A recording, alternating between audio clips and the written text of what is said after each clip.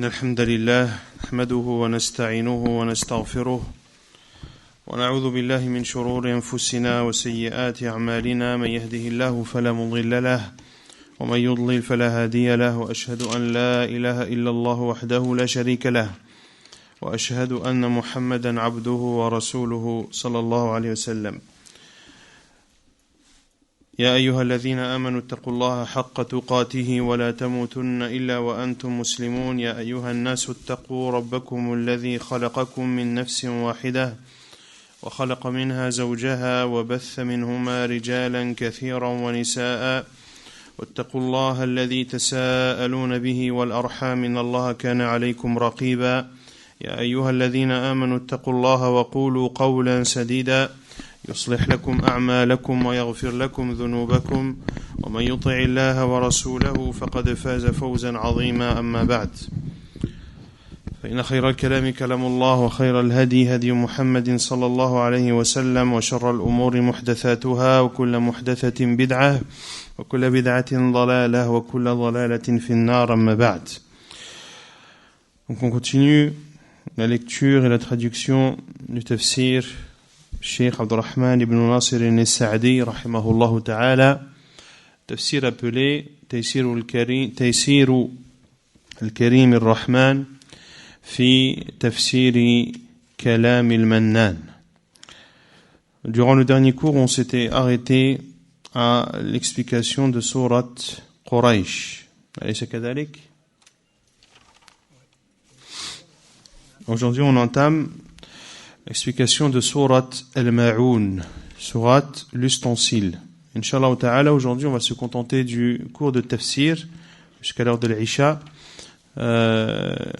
en espérant peut-être, Inch'Allah ta'ala, terminer l'explication du juz Amma. Pour que jeudi, Inch'Allah ta'ala, on entame l'explication du juz Tabarak. قال الله تعالى أرأيت الذي يكذب بالدين فذلك الذي يدع اليتيم ولا يحض على طعام المسكين فويل للمصلين الذين هم عن صلاتهم ساهون الذين هم يراءون ويمنعون الماعون. Allah Azza wa Jal dit son le sens dans sourate les ustensiles. Vois-tu celui qui traite de mensonge la rétribution? C'est bien lui qui repousse l'orphelin et qui n'encourage point à nourrir le pauvre. Malheur donc à ceux qui prient tout en négligeant leur salat, leur prière, qui sont pleins d'ostentation et refusent l'ustensile. قال الشيخ السعدي رحمه الله تفسير سورة الماعون وهي مكية. L'explication de sourate Al-Ma'oun, l'ustensile, qui est une sourate mécoise. يقول تعالى ذاما لمن ترك حقوقه وحقوق عباده أرأيت الذي يكذب بالدين أي بالبعث والجزاء فلا يؤمن بما جاءت به الرسل فذلك الذي يدع اليتيم أي يدفعه بعنف وشدة ولا يرحمه لقساوة قلبه ولأنه لا يرجو ثوابا ولا يخشى عقابا ولا يحض غيره على طعام المسكين ومن باب أولى أنه بنفسه لا يطعم المسكين فويل للمصلين أي الملتزمون لإقامة الصلاة ولكنهم عن صلاتهم ساهون أي مضيعون لها تاركون لوقتها مفوتون لأركانها وهذا لعدم اهتمامهم بأمر الله حيث ضيعوا الصلاة التي هي أهم الطاعات وأفضل القربات والسهو عن الصلاة هو الذي يستحق صاحبه الذم واللوم وأما السهو في الصلاة فهذا يقع من كل أحد حتى من النبي صلى الله عليه وسلم ولهذا وصف الله هؤلاء بالرياء والقسوة وعدم الرحمة فقال الذين هم يراءون أي يعملون الأعمال لأجل رئاء الناس ويمنعون الماعون أي يمنعون إعطاء الشيء الذي لا يضر إعطاؤه على وجه العارية أو الهبة كالإناء والدلو والفأس ونحو ذلك مما جرت العادة ببذلها والسماحة به. فهؤلاء لشدة حرصهم يمنعون الماعون، فكيف بما هو أكثر منه؟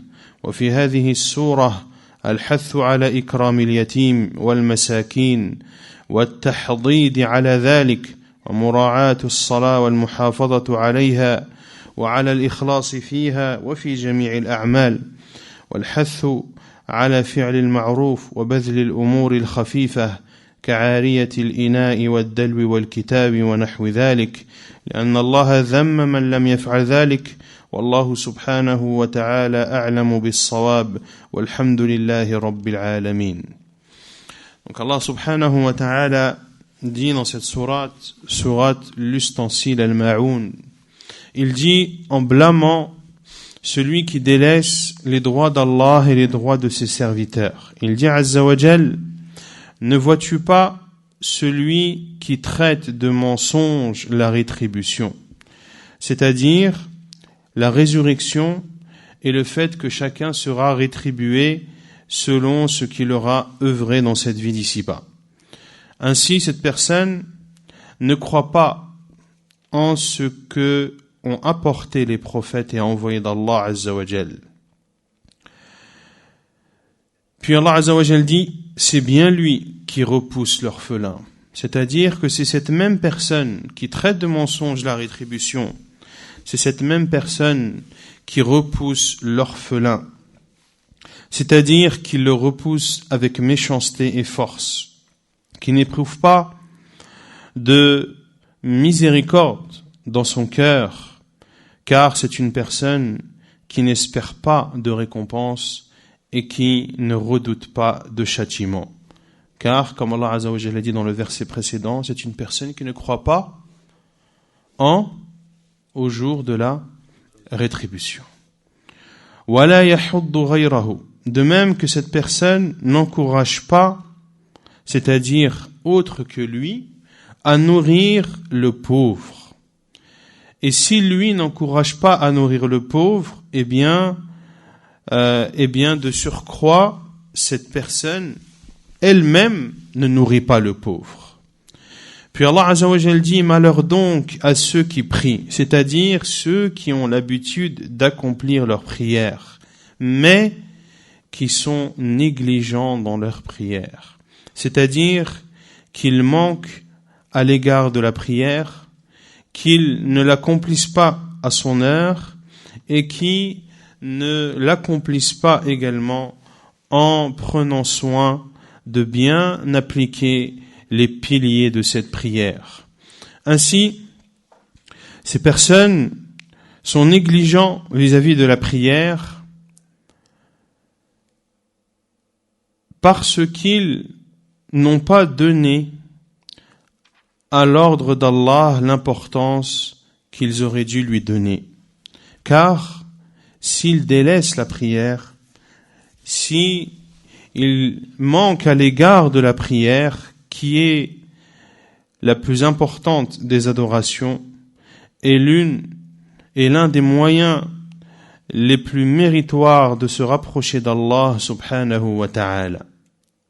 Celui donc qui est négligent vers la prière, cela est issu du fait qu'il n'accorde pas au commandement d'Allah leur importance. Puis le cheikh Abdurrahman al-Sa'di rahimahullah fait une différence entre celui qui est négligent, celui qui est distrait vis-à-vis de la prière, et c'est cette personne qui mérite reproche et réprimande. Quant à celui qui est distrait pendant sa prière, ceci peut toucher n'importe quelle personne. Même le prophète sallallahu alayhi wa sallam a été distrait pendant sa prière, et les hadiths à ce sujet sont nombreux. Et vous connaissez tous le hadith de Dhul Yadayn, le hadith de Dhul Yadayn, qui, lorsque le prophète sallallahu alayhi wa sallam s'est trompé dans la prière de Dhuhr ou de l'Asr, et le prophète sallallahu alayhi wa sallam a fait le salam au bout de deux ou trois. Man yadhkur? Naam, le prophète sallallahu alayhi wa sallam a fait 2 rak'at. Et Dhul Yadayn a dit, Ya Rasulallah, qasuratis salah am nasit? Est-ce que la prière a été raccourcie ou bien alors tu as oublié? Le prophète sallallahu alayhi wa sallam a dit, la prière n'a pas été raccourcie et je n'ai pas oublié. Et le prophète sallallahu alayhi wa sallam a demandé à Abu Bakr radiyallahu anhu, as-sadaqa Dhul Yadayn, est-ce que Dhul Yadayn dit vrai dans ce qu'il a dit? Ils ont dit oui, envoyé d'Allah. Et le prophète sallallahu alayhi wa sallam s'est levé et a complété sa prière. Donc, il y a la distraction vis-à-vis de la prière qui, elle, mérite que l'on fasse des reproches et des réprimandes à celui qui la commet. Et quant à la distraction pendant la prière, celle-ci peut toucher n'importe quelle personne. Pour cela qu'Allah Azza wa Jal a décrit ces personnes, c'est-à-dire celles qui sont négligentes vis-à-vis de leur prière, comme étant des personnes qui font leur prière par ostentation et qui ont un cœur dur. Il dit Azza wa Jal, alladhina hum yura'un, ceux qui sont pleins d'ostentation, c'est-à-dire qu'ils accomplissent les œuvres car ils savent que les gens les regardent. وَيَمْنَعُونَ الْمَاعُونَ, et refusent l'ustensile. C'est-à-dire que ces personnes refusent de donner des choses dont il n'est pas préjudiciable de donner ou de prêter, comme des récipients, comme un seau, comme une hache par exemple. Autant de choses que les gens ont l'habitude de s'échanger et de se donner. Cela, parce qu'ils sont trop attachés au bien de ce bas monde, refusent de mettre à disposition les ustensiles. Et de surcroît, ils refusent donc de mettre à disposition ce qui est plus valorisant ou ce qui a plus de valeur que des simples ustensiles. Si une personne refuse de te prêter un verre ou de te prêter une gamelle ou une assiette ou autre, eh bien, cette personne va encore moins te prêter de l'argent ou te prêter sa voiture ou te prêter d'autres biens qui ont bien plus de valeur. Puis, Cheikh Sa'di rahimahullah dit, dans cette sourate, il y a l'encouragement à être généreux envers l'orphelin. De même qu'il faut être généreux envers le pauvre. Et cette sourate nous encourage à faire preuve de générosité. De même que dans cette sourate Al-Ma'un, Allah Azza wa Jalla nous ordonne de donner l'importance à la prière, de faire en sorte de la soigner, de la préserver et de la faire en toute sincérité à Allah subhanahu wa ta'ala, ceci pendant la prière, mais bien sûr dans toute autre adoration. Cette sourate nous encourage également à faire le bien, même s'il est minime, même si ce sont des choses qui sont simples, comme le fait de prêter des ustensiles, de prêter un seau ou de prêter un livre, ou autre chose similaire, car Allah subhanahu wa ta'ala a réprimandé celui qui ne fait pas cela. Ainsi se termine l'explication de sourate Al-Ma'un, walhamdulillahi rabbil alamin. ثم قال رحمه الله تفسير سورة الكوثر وهي مكية. L'explication de sourate Al-Kawthar, l'abondance, qui est une sourate mécoise, dans laquelle Allah Azza wa Jalla dit Inna a'taynaka al-kawthar fasalli li rabbika wanhar inna shani'aka huwa al-abtar. Il dit Azza wa Jal selon le sens, nous t'avons certes accordé Al-Kawthar. Accomplis la salat pour ton Seigneur et sacrifie. Celui qui te hait sera certes sans postérité.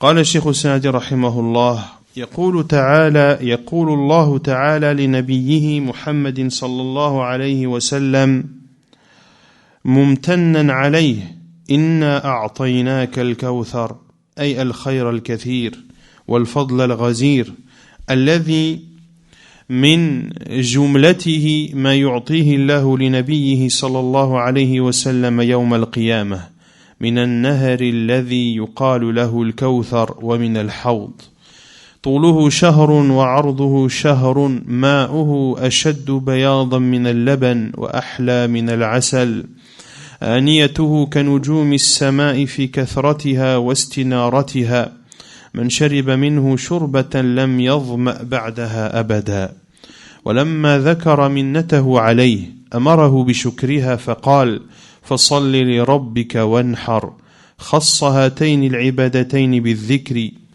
لأنهما من أفضل العبادات وأجل القربات ولأن الصلاة تتضمن الخضوع في القلب والجوارح لله وتنقلها في أنواع العبودية وفي النحر تقرب إلى الله بأفضل ما عند العبد من النحائر وإخراج للمال التي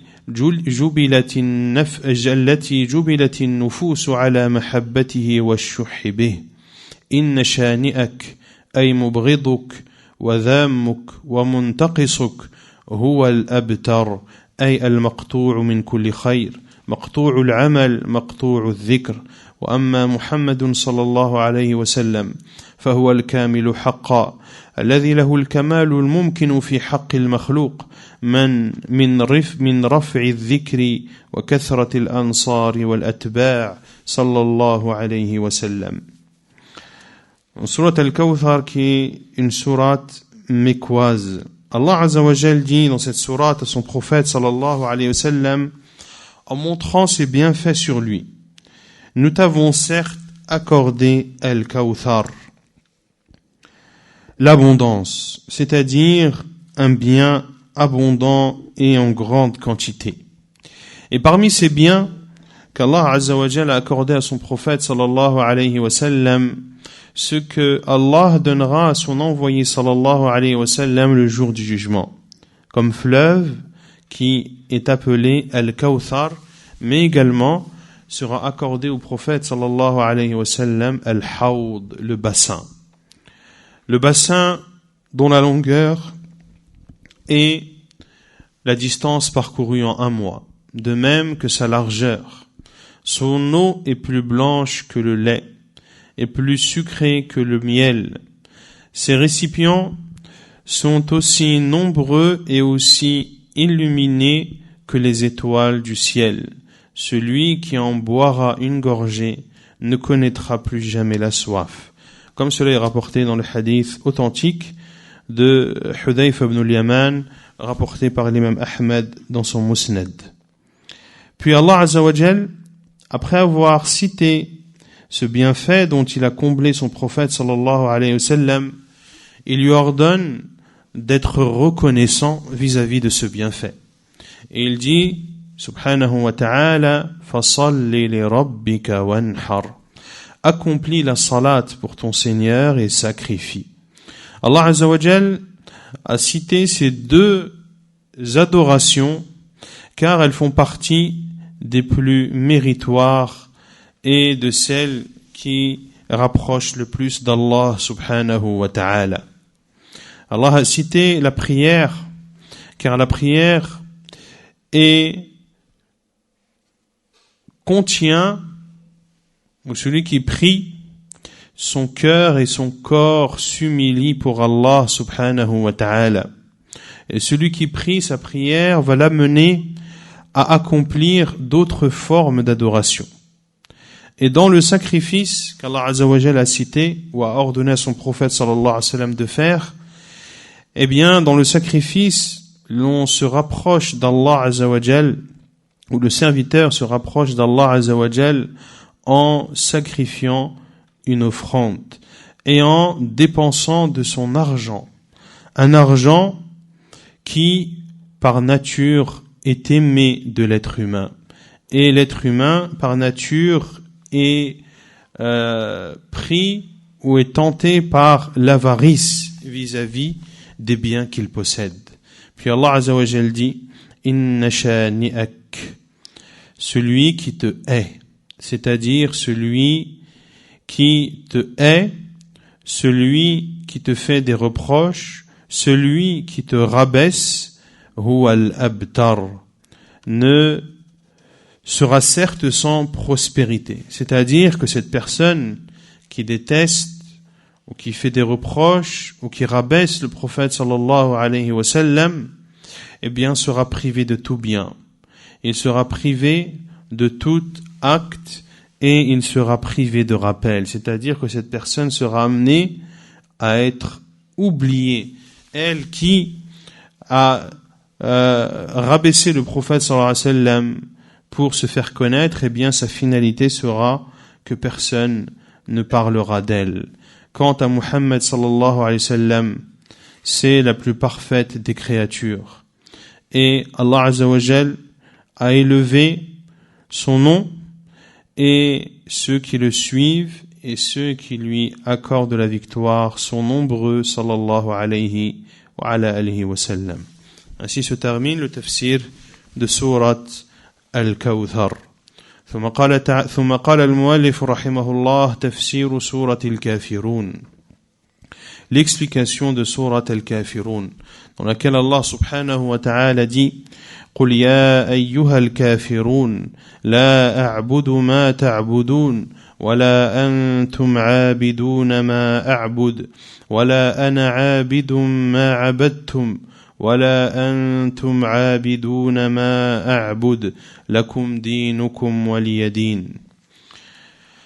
Il dit Azza wa Jal selon le sens, dit ô vous les infidèles, je n'adore pas ce que vous adorez, et vous n'êtes pas adorateurs de ce que j'adore. Je ne suis pas adorateur de ce que vous adorez, et vous n'êtes pas adorateurs de ce que j'adore. À vous votre religion, et à moi ma religion. قال الشيخ السعدي رحمه الله أي قل للكافرين معلنا ومصرحا لا أعبد ما تعبدون أي تبرأ مما كانوا يعبدون من دون الله ظاهرا وباطنا ولا أنتم عابدون ما أعبد لعدم إخلاصكم لله في عبادته فعبادتكم له المقترنة بالشرك لا تسمى عبادة ثم كرر ذلك ليدل الأول على عدم وجود الفعل والثاني على أن ذلك قد صار وصفا لازما ولهذا ميز بين الفريقتين وفصل بين الطائفتين فقال لكم دينكم ولي دين كما قال تعالى قل كل يعمل على شاكلته وقال تعالى أنتم بريئون مما أعمل وأنا بريء مما تعملون. Cheikh Sa'di rahimahullah dit, c'est-à-dire dit aux non-musulmans haut et fort, je n'adore pas ce que vous adorez. C'est-à-dire, je me désavoue de ce que vous adorez en dehors d'Allah et je m'en désavoue de façon ouverte et cachée, de façon apparente et cachée. Wala antum abiduna ma a'bud. Et vous n'êtes pas adorateurs de ce que j'adore, car vous n'êtes pas sincères à Allah dans vos adorations. Ainsi, les adorations que vous faites et qui sont accompagnées de polythéisme ne sont pas appelées adoration. Puis, Allah Azza wa Jal a répété, afin que l'on comprenne de la première ou du premier désavouement que en aucun cas les polythéistes n'adore Allah. ولا أنتم عابدون ما أعبد ولا أنا عابد ما عبدتم ولا أنتم عابدون ما أعبد. Donc 2 fois Allah Azza wa Jal ordonne à son prophète sallallahu alayhi wa sallam de dire aux mushrikines qu'ils n'adorent pas ce que le prophète sallallahu alayhi wa sallam adore. Pourquoi? Car les polythéistes, est-ce qu'ils adorent Allah? Est-ce que eux pensent adorer Allah? Est-ce qu'ils font, selon eux, des adorations? Oui, mais ils associent à Allah dans leurs adorations. Donc, au final, ce ne sont pas des adorations. Et le premier désaveu signifie que ils n'adorent pas. Et le deuxième désaveu vient nous expliquer que c'est ce qui les caractérise. Ils n'adorent tellement pas Allah que l'on les caractérise par le fait qu'ils n'adorent pas Allah. Même si ils font le pèlerinage, même si ils donnent des aumônes, même si, mais tout cela est accompagné de polythéisme. Donc ils n'adorent pas Allah, et plus encore, le fait de ne pas adorer Allah, c'est ce qui les caractérise. Pour cela qu'Allah Azza wa Jal a séparé entre les 2 groupes et a fait une distinction. Et il a dit à son prophète sallallahu alayhi wa sallam de dire: à vous votre religion et à moi la mienne. Comme l'a dit Allah Azza wa Jal dans le verset 84 de sourate Al-Isra, dit: chacun agit selon sa méthode. Et comme l'a dit Allah Azza wa Jal dans le verset 41 de sourate Yunus, vous n'êtes pas responsable de ce que je fais et je ne suis pas responsable de ce que vous faites. Ou vous vous désavouez de ce que je fais et je me désavoue de ce que vous faites. Antum bari'un mimma a'mal wa ana bari'un mimma ta'malun. Ceci prouve que ce sont 2 groupes bien distincts qui s'opposent, l'un dans la vérité et l'autre dans le faux et l'égarement. ثم قال رحمه الله تفسير سورة النصر وهي مدنية. L'explication de sourate An-Nasr, qui est une sourate médinoise. قال الله تعالى إذا جاء نصر الله والفتح ورأيت الناس يدخلون في دين الله أفواجا فسبح بحمد ربك واستغفره إنه كان توابا. Il dit عز وجل نعم نعم أخي médinoise. Dans la version que j'ai, c'est une sourate madaniya. Est-ce que vous avez aussi? Non. À kulli hal, il y a, on veut juste pas rentrer dans les détails, mais il y a des sourates où les savants ont divergé sur le fait qu'elles soient mécoises ou qu'elles soient médinoises. Et même dans les différentes nusakh du tafsir de l'imam al-Sa'di rahimahullah ta'ala, on constate que dans certaines nusakh, c'est le terme médinois qui est indiqué, et dans d'autres nusakh, c'est le terme madani. À kulli hal, dans la nusakha que j'ai, qui est l'une des dernières et celle qui fait partie des plus vérifiées, c'est le terme médinoise qui est indiqué. Allah Azza wa Jal dit selon le sens: lorsque vient le secours d'Allah ainsi que la victoire, et que tu vois les gens entrer en foule dans la religion d'Allah, alors par la louange célèbre la gloire de ton Seigneur et implore son pardon, car c'est lui le grand accueillant au repentir. قال الشيخ السعدي رحمه الله: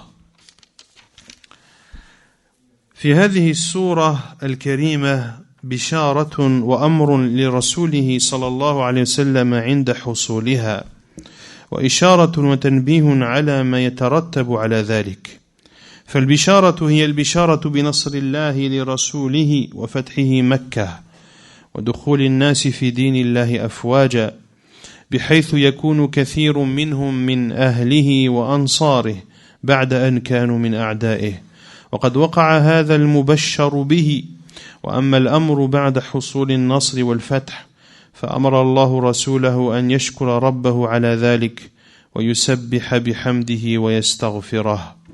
وأما الإشارة فإن في ذلك إشارتين: إشارة لأن يستمر النصر لهذا الدين ويزداد عند حصول التسبيح بحمد الله واستغفاره من رسوله، فإن هذا من الشكر، والله يقول: لئن شكرتم لأزيدنكم. وقد وجد ذلك في زمن الخلفاء الراشدين وبعدهم. في هذه الأمة لم يزل نصر الله مستمرا حتى وصل الإسلام إلى ما لم يصل إليه دين من الأديان، ودخل فيه من لم يدخل فيه غيره، حتى حدث من الأمة من مخالفة أمر ما حدث، فابتلاهم الله بتفرق الكلمة وتشتت الأمر فحصل ما حصل. ومع هذا فلهذه الأمة وهذا الدين من رحمة الله ولطفه ما لا يخطر بالبال أو يدور في الخيال.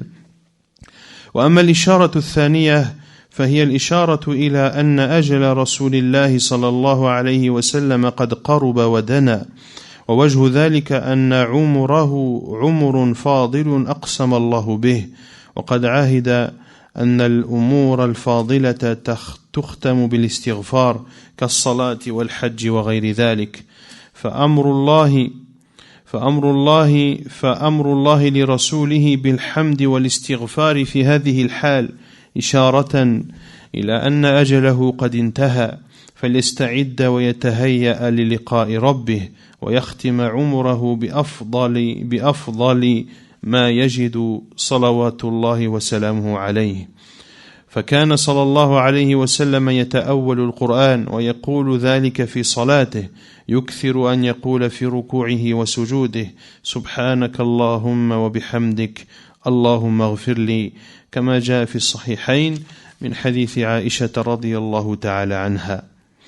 Donc l'explication de sourate An-Nasr, le secours, qui est une sourate médinoise. Dans cette sourate, il y a une bonne nouvelle annoncée au prophète sallallahu alayhi wa sallam. Il y a également dans cette sourate un ordre dirigé au prophète sallallahu alayhi wa sallam lorsque cette bonne nouvelle aura lieu. Et il y a également un signe au prophète sallallahu alayhi wa sallam des conséquences de cette nouvelle. Quant à cette bonne nouvelle, c'est la bonne nouvelle de la victoire qu'Allah Azza wa Jal va accorder à son prophète sallallahu alayhi wa sallam, qui est la victoire de Makkah. Et le fait que les gens entreront en foule dans la religion d'Allah. Beaucoup feront partie de sa famille, de ses alliés, de ceux qui lui donnent victoire, alors qu'auparavant ils étaient ses ennemis. Et ceci a eu lieu au temps du prophète sallallahu alayhi wa sallam. Cette bonne nouvelle qu'Allah Azza wa Jalla a annoncée à son prophète sallallahu alayhi wa sallam a bel et bien eu lieu. Quant à l'ordre adressé au prophète sallallahu alayhi wa sallam après que la victoire d'Allah lui était accordée, Allah Azza wa Jalla lui a ordonné d'être reconnaissant envers son Seigneur, de proclamer sa gloire et de lui demander le pardon. Quant aux signes, il y a dans cette sourate deux signes.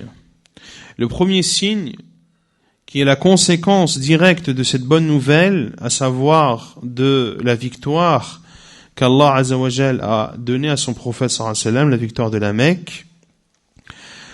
Ce signe, le premier signe est le fait que la victoire sera sans cesse accordée à cette religion et que plus l'on glorifie Allah, plus le prophète sallallahu alayhi wa sallam glorifie Allah et lui demande le pardon, et plus Allah lui accordera la victoire. Car le fait de remercier Allah et de le glorifier fait partie des actes de reconnaissance. Et Allah Azza wa Jal dit la in shakartum la azidannakum. Et si vous êtes reconnaissant, alors je vous ajouterai. Et cela a bel et bien eu lieu. À l'époque des califes bien guidés et bien après eux, Allah Azza wa Jal n'a cessé d'accorder la victoire à la communauté de Muhammad sallallahu alayhi wa sallam, à tel point que l'islam est parvenu dans des endroits qu'aucune religion ne l'a précédé. Et entré dans cette religion des personnes qui n'ont embrassé aucune autre religion, jusqu'à ce que est apparu dans cette communauté ce qui contredit l'ordre d'Allah, et Allah Azza wa Jal, à cause de ces désobéissances, a éprouvé cette communauté en la divisant, et de telle sorte que elle se sépare, et jusqu'au point où est advenu ce qui est advenu. Mais malgré cela, la miséricorde d'Allah enveloppe cette communauté et cette religion d'une façon qui ne peut être imaginée. Quant au deuxième signe, dans cette sourate, le signe de la conséquence de cette victoire qu'Allah Azza wa Jalla a accordé à son prophète sallallahu alayhi wa sallam, c'est le signe que le temps de vie du prophète sallallahu alayhi wa sallam touche à sa fin. Et le prophète sallallahu alayhi wa sallam avait l'habitude de clôturer les bonnes choses, les bonnes adorations par al-istighfar, par la demande de pardon. Comme l'on clôture la prière et le pèlerinage et d'autres adorations par al-istighfar. Lorsque vous terminez la prière, qu'est-ce que vous dites? Astaghfirullah, astaghfirullah, astaghfirullah. Et également dans Surat al-Baqarah, Allah Azza wa Jal parle de l'istighfar lorsque les gens terminent le pèlerinage. Ainsi, Allah Azza wa Jal a ordonné à son prophète sallallahu alayhi wa sallam de le louer et de lui demander le pardon. Ceci était un signe dirigé vers le prophète sallallahu alayhi wa sallam pour l'informer que son temps de vie allait bientôt s'arrêter et qu'il devait se préparer à la rencontre de son Seigneur et qu'il se devait de clôturer sa vie bénie sallallahu alayhi wa sallam par ce qu'il pouvait faire de mieux. Et le prophète sallallahu alayhi wa sallam a mis en pratique ce verset où Allah Azza wa Jal lui dit فَسَبِّحْ بِحَمْدِ رَبِّكَ وَاسْتَغْفِرْهُ. Le prophète sallallahu alayhi wa sallam a mis en pratique cet ordre que lui a dirigé Allah subhanahu wa ta'ala pendant sa prière, lorsque le prophète sallallahu alayhi wa sallam disait souvent dans ses inclinaisons et dans ses prosternations Subhanakallahumma wa bihamdik Allahumma ighfirli. Gloire et louange à toi, ô Allah, notre Seigneur, ô Allah, pardonne-moi. Comme cela est rapporté dans les deux Sahih, al-Bukhari wa Muslim, selon Aisha radiyallahu ta'ala anha. ثم قال المؤلف رحمه الله تفسير سورة تبت وهي مكية. قال الله تعالى تبت يدا أبي لهب وتب ما أغنى عنه ماله وما كسب سيصلى نارا ذات لهب وامرأته حمالة الحطب في جيدها حبل من مسد. Donc l'explication de Surat Tabbat, Surat Al-Masad également, Surat la fibre ou les fibres, qui est une sourate mécoise. dans laquelle Allah Azza wa Jal dit, selon le sens, que périssent les deux mains d'Abu Lahab et que lui-même périsse. Sa fortune ne lui sert à rien, ni ce qu'il a acquis. Il sera brûlé dans un feu plein de flammes, de même que sa femme, la porteuse de bois, à son cou une corde de fibres.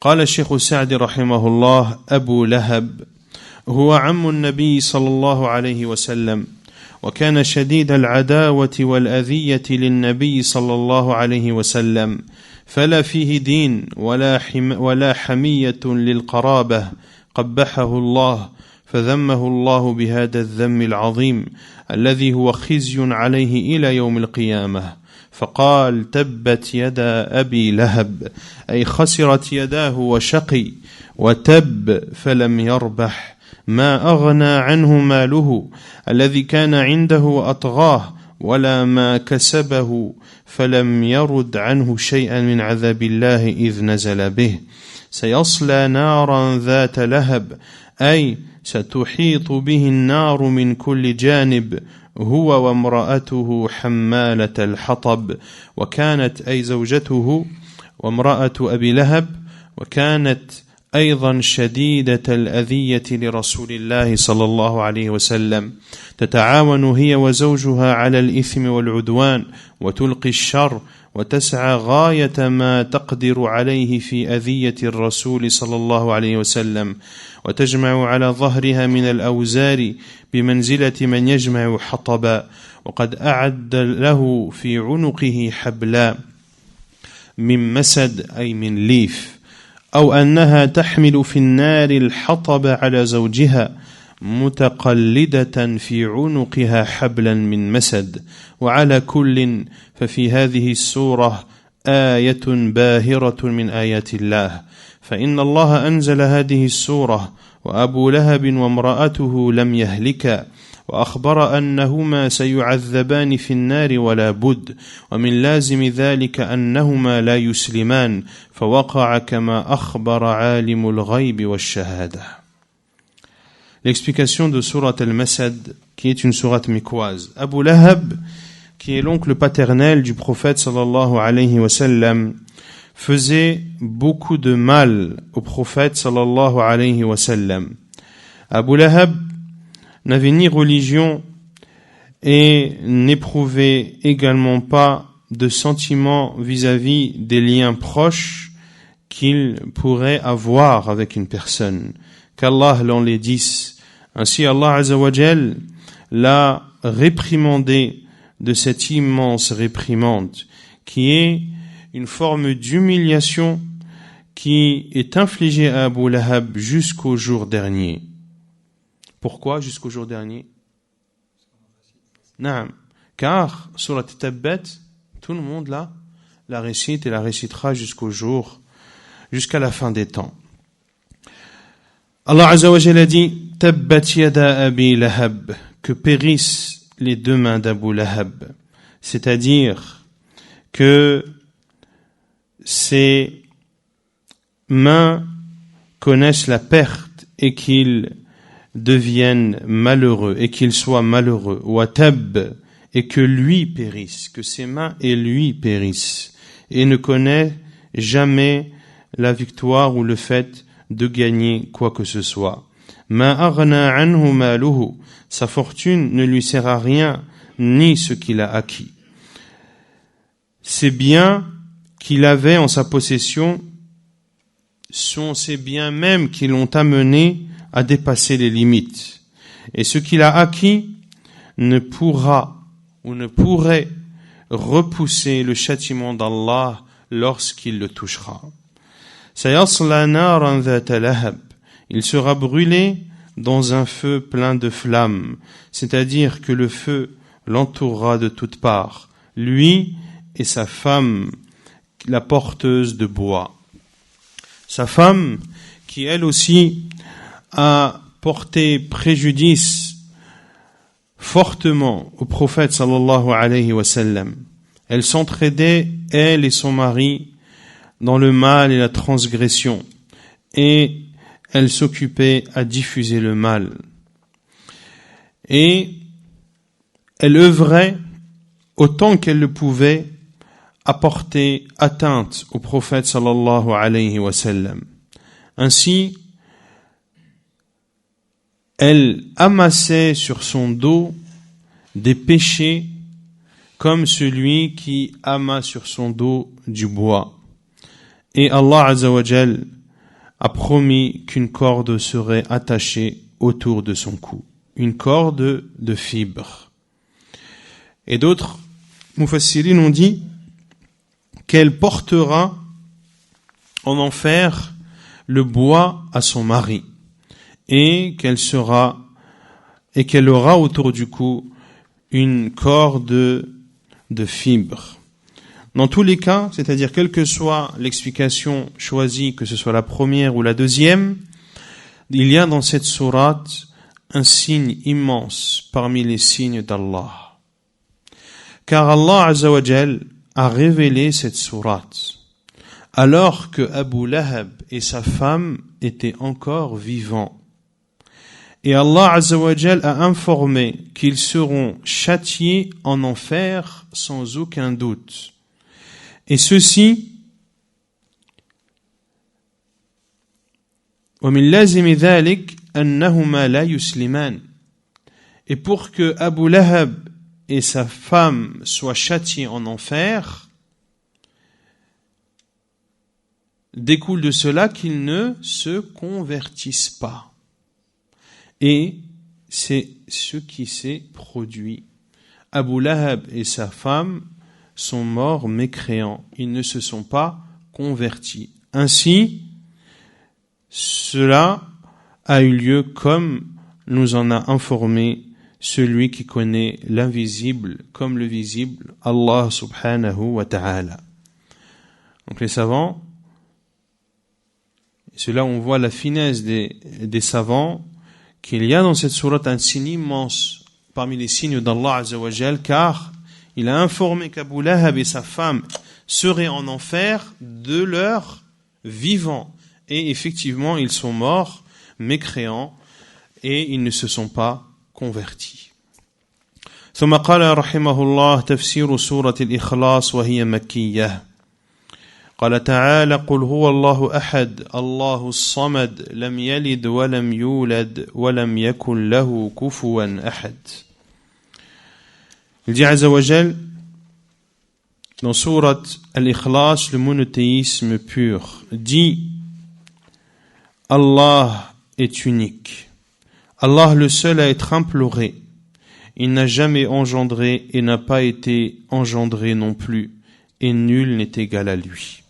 قال الشيخ السعدي أي قل قولا جازما به معتقدا له عارفا بمعناه هو الله أحد. أي قد انحصرت فيه الأحدية فهو الأحد المنفرد بالكمال الذي له الأسماء الحسنى والصفات الكاملة العليا والأفعال المقدسة الذي لا نظير له ولا مثيل. الله الصمد أي المقصود في جميع الحوائج فأهل العالم العلوي والسفلي مفتقرون إليه غاية الافتقار يسألونه حوائجهم ويرغبون إليه في مهماتهم لأنه الكامل في أوصافه العليم الذي قد كمل في علمه الحليم الذي قد كمل في حلمه الرحيم الذي كمل في رحمته الذي وسعت رحمته كل شيء وهكذا سائر أوصافه ومن كماله أنه لم يلد ولم يولد لكمال غناه ولم يكن له كفوا أحد لا في أسمائه ولا في أوصافه ولا في أفعاله تبارك وتعالى فهذه السورة مشتملة على توحيد الأسماء والصفات. Allah Azza wa Jal dit, donc Cheikh Al-Sa'di rahimahullah dit, c'est-à-dire dit de façon ferme, en croyant fermement ce que tu dis et en connaissant parfaitement l'essence de ce que tu dis, c'est Allah l'unique, c'est-à-dire qu'Allah est unique. Il est le seul à être parfait, celui qui a les noms les plus beaux et les attributs les plus élevés et les plus parfaits, celui qui n'a ni semblable ni égal. Allahu Samad, le seul à être imploré, c'est-à-dire que c'est vers lui que se dirigent toutes les demandes. Les gens, les habitants des mondes célestes et des mondes terrestres ont besoin de lui.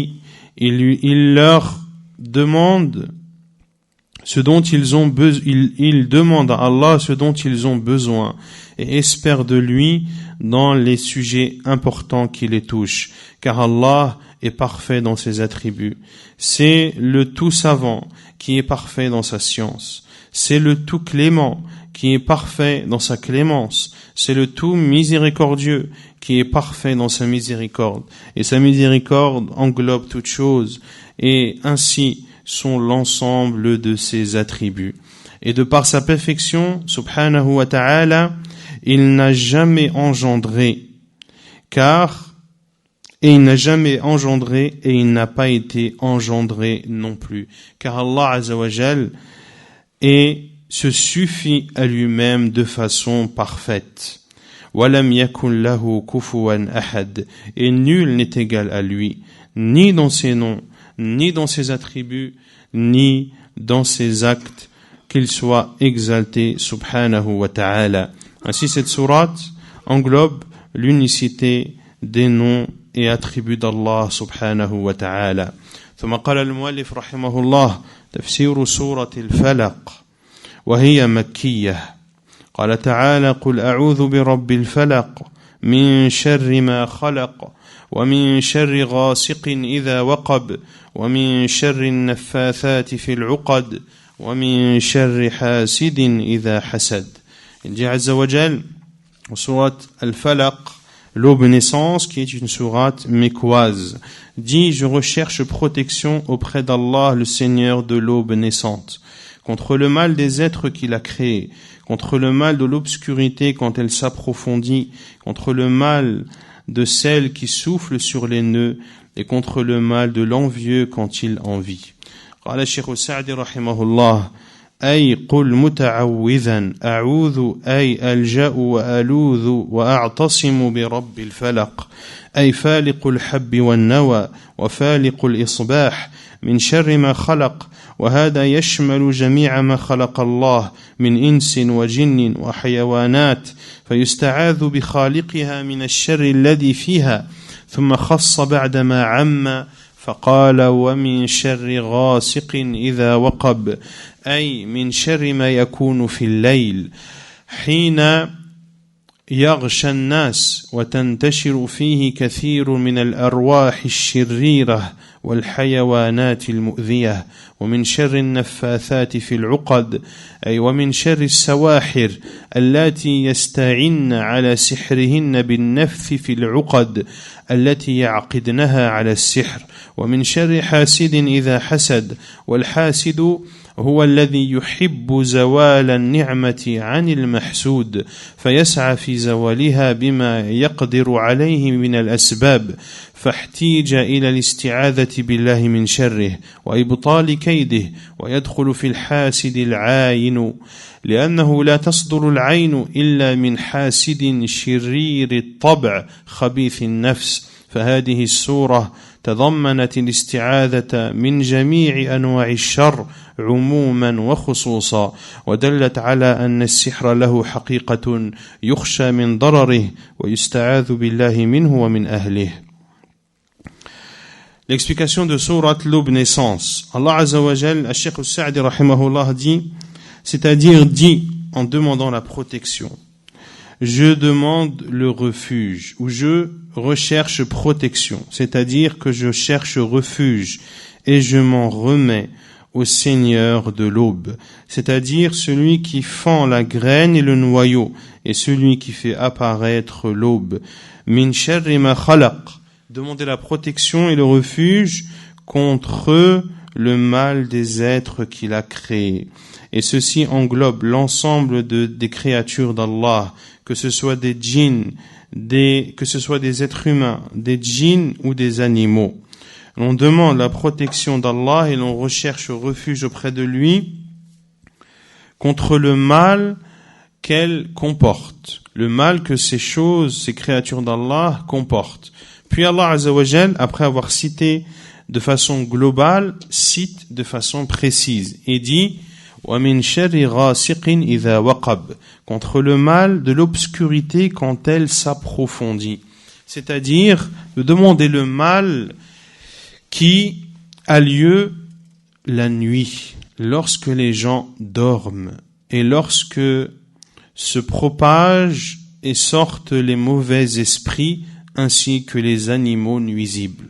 وَمِنْ شَرِّ النَّفَّاثَاتِ فِي الْعُقَدِ, et contre le mal également de celles qui soufflent sur les nœuds, c'est-à-dire de demander la protection contre le mal des sorcières, celles qui cèdent renforcent leur sorcellerie en soufflant sur les nœuds qu'elles ont elles-mêmes noués dans le but de commettre la sorcellerie.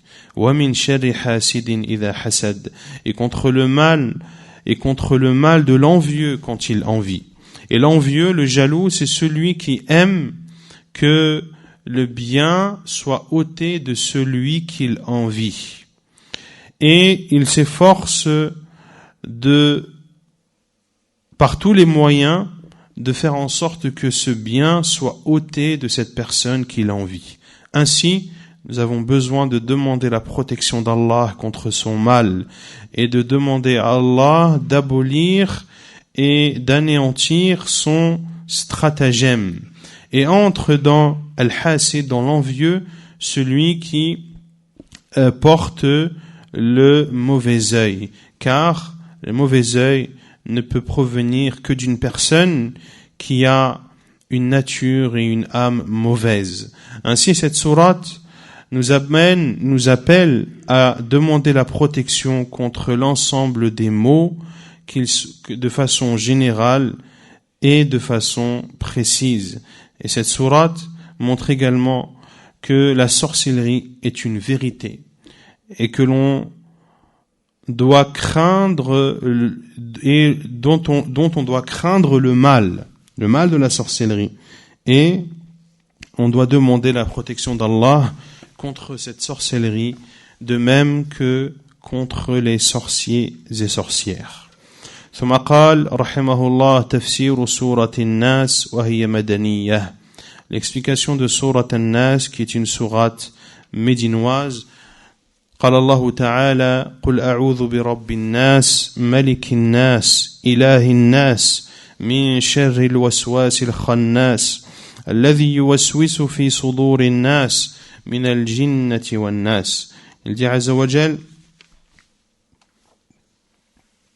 dit, je cherche protection auprès d'Allah, le Seigneur des hommes, souverain des hommes, Dieu des hommes, contre le mal du mauvais conseiller furtif, qui souffle le mal dans les poitrines des hommes, qu'il soit un djinn ou un être humain.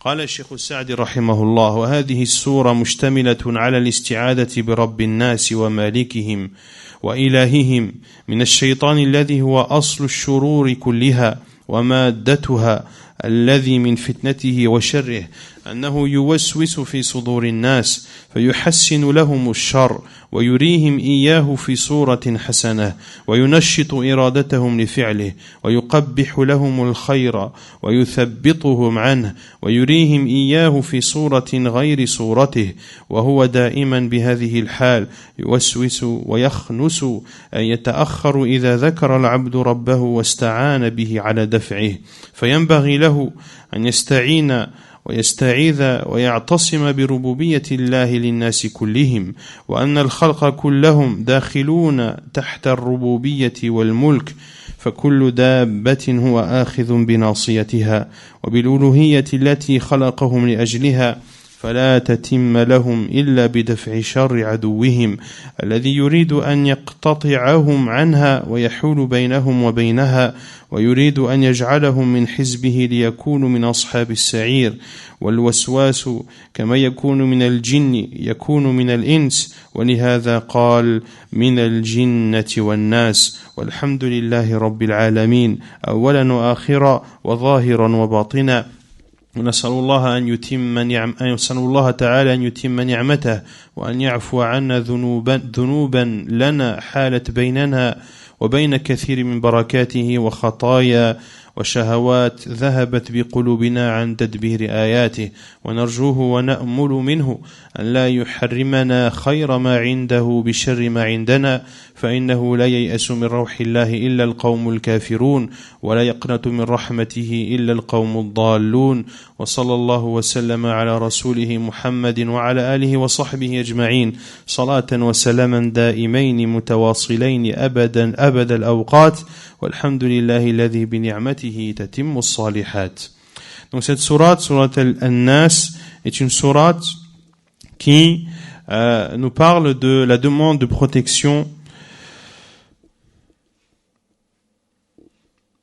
demander à Allah, au Seigneur des gens, le roi des gens, le Dieu des gens, de demander la protection d'Allah contre le diable qui est la base du mal et qui est la matière du mal, de demander la protection d'Allah contre les tentations et le mal de ce diable, lui-même qui insuffle dans les poitrines des gens, en leur faisant embellir le mal et en leur faisant apparaître le mal sous l'apparence du bien, en motivant les gens à accomplir le mal, de même qu'il leur montre le bien sous la forme qui n'est pas la sienne. Et il est sans cesse en train d'insuffler et de se sauver. Il insuffle, et on a vu comment il insuffle, en faisant apparaître le bien sous la forme du mal ou le mal sous la forme du bien, puis il se sauve. C'est-à-dire qu'il s'éloigne du serviteur lorsque celui-ci se rappelle son Seigneur et lorsque ce serviteur demande l'aide d'Allah contre le diable. Ainsi, ce serviteur se doit de demander la protection d'Allah, de demander l'aide d'Allah, de rechercher refuge auprès de la Seigneurie d'Allah subhanahu wa ta'ala, et de savoir que les créatures sont toutes sous le pouvoir et sous le royaume d'Allah azza wa jal. De demander également la protection par l'adoration pour laquelle Allah azza wa jal a créé les êtres humains, car cette adoration ne peut avoir lieu que lorsque l'ennemi est repoussé, cet ennemi même qui veut que ses serviteurs soient coupés de cette adoration, et il vient s'interposer entre eux et elle. Ce diable qui veut que ses serviteurs fassent partie de son groupe, afin qu'ils entrent tous en enfer. Et l'insuffleur ou l'insufflateur, de même qu'il existe parmi les djinns, il existe également parmi les hommes. Pour cela qu'Allah Azza wa Jal dit min al-jinnati wan-nas, parmi les djinns et les humains. Ainsi se termine l'explication de sourate An-Nas, et nous louons Allah Azza wa Jal de façon ouverte et cachée.